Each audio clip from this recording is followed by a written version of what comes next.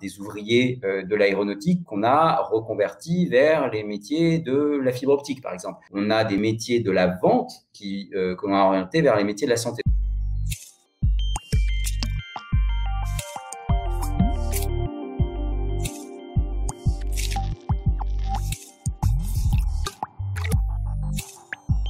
On souhaite accompagner ces transitions.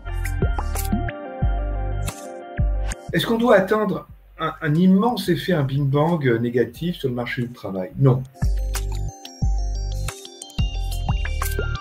L'économie, c'est un peu en ce moment comme un ressort, comprimé par les mesures sanitaires qui brident son activité. Dès que ces mesures sanitaires sont complètement levées, l'activité va se détendre. Deuxième chose, c'est que grâce aux mesures de soutien, la situation financière des entreprises est finalement, globalement, assez peu dégradée.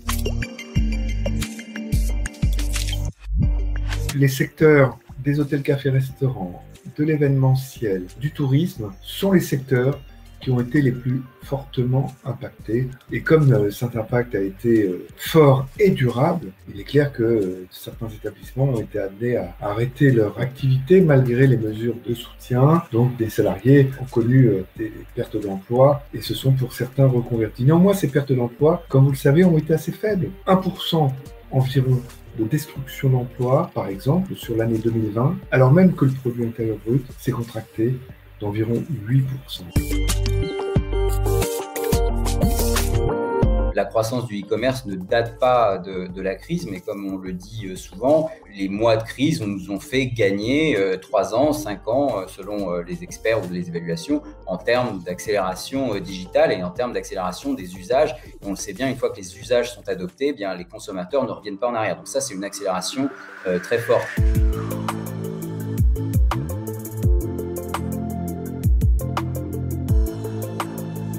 On a vu en revanche des secteurs qui étaient déjà en croissance, mais qui, eux, ont considérablement accéléré. Je pense que cette accélération-là est durable. C'est évidemment les secteurs liés à la logistique, à la chaîne d'approvisionnement. Je crois qu'il y a quelques années, je n'aurais pas dit ça, mais c'est certainement dans ce secteur-là qu'on va voir les plus grandes évolutions de métiers, puisque ce sont des domaines qui sont de plus en plus sophistiqués avec le temps, de plus en plus intéressants, dans lesquels il y a plus d'investissements, notamment technologiques, et puis une grande demande en termes de consommation. Donc, le secteur du e-commerce, de manière générale, entraîne tout cela dans son sillage et la chaîne d'approvisionnement fait partie des secteurs qui sont très fortement sous tension avec de la croissance en matière d'emploi qui est considérable. Avant la crise sanitaire, on était déjà à l'entrée d'une nouvelle révolution technologique, à savoir celle de l'économie numérique, si on peut dire. Tout était prêt pour accueillir en quelque sorte cette révolution de l'économie numérique, mais néanmoins la diffusion de cette économie numérique se faisait de façon très progressive. La crise de la Covid-19 a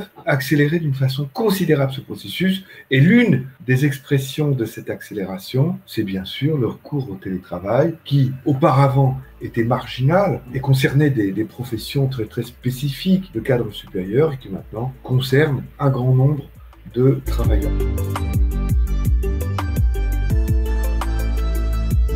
Je pense que nous rentrons dans une période où la question sanitaire, la question hygiénique en général va être au premier plan avec des attentes très fortes des citoyens, des salariés, des consommateurs. Et donc, tous ces métiers-là sont des métiers aussi où on va avoir beaucoup de demandes à l'avenir.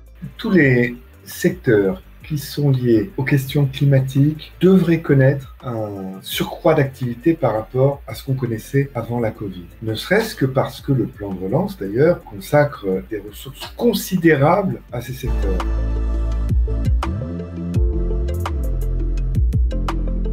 Il y a des métiers qui vont disparaître, c'est une bonne chose, et puis il y a d'autres métiers qui vont émerger.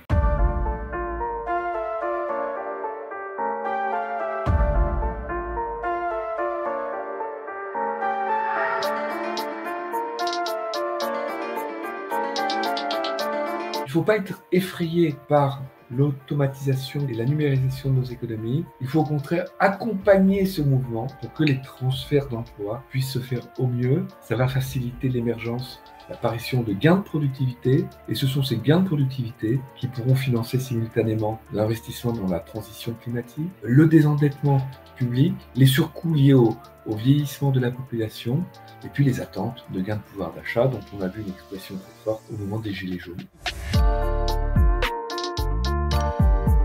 On ne se transforme pas de garçon de café à isolateur thermique du jour au lendemain. Il y a des outils de formation qui sont quand même très puissants, qui ont été conçus sur les 10 dernières années, renforcés au fil des ans et renforcés encore récemment. Évidemment, on pense au compte personnel de formation, CPF. Souvent, le problème, c'est d'emmener les gens d'une rive à l'autre de l'emploi.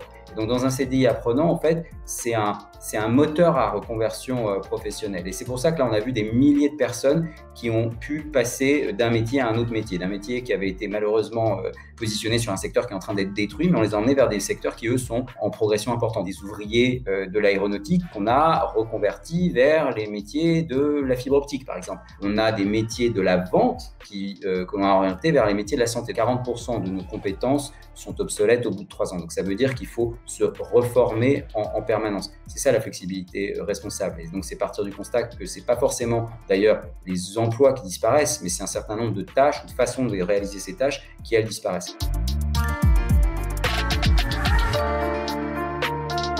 Si on prend les 30 ou 40 prochaines années, évidemment, un individu, ça a beaucoup été dit, va avoir sans doute plusieurs emplois dans sa vie, plusieurs métiers, mais surtout plusieurs compétences, beaucoup de compétences en permanence dans sa vie. Donc ça veut dire qu'un salarié dans les 30 ou 40 prochaines années, pour prendre un terme qui est peut-être un peu à la mode, mais qui dit la réalité de ce qui est, un salarié devra être un salarié apprenant. Si on regarde nous-mêmes, peut-être vous-même d'ailleurs, ce que sont nos métiers aujourd'hui, ce qu'ils étaient il y a 5 ans, il y a 10 ans, il y a 15 ans ou il y a 20 ans, en réalité, on voit que ce que l'on réalise au quotidien, ça n'a plus grand-chose à voir. Et pour autant, il y a toujours des journalistes, il y a toujours des commerçants, il y a toujours des patrons d'entreprises. Donc ces fonctions-là, elles existent, bien sûr. Il y aura toujours des caristes, mais ce que l'on fait dans ces métiers-là, ça change en permanence.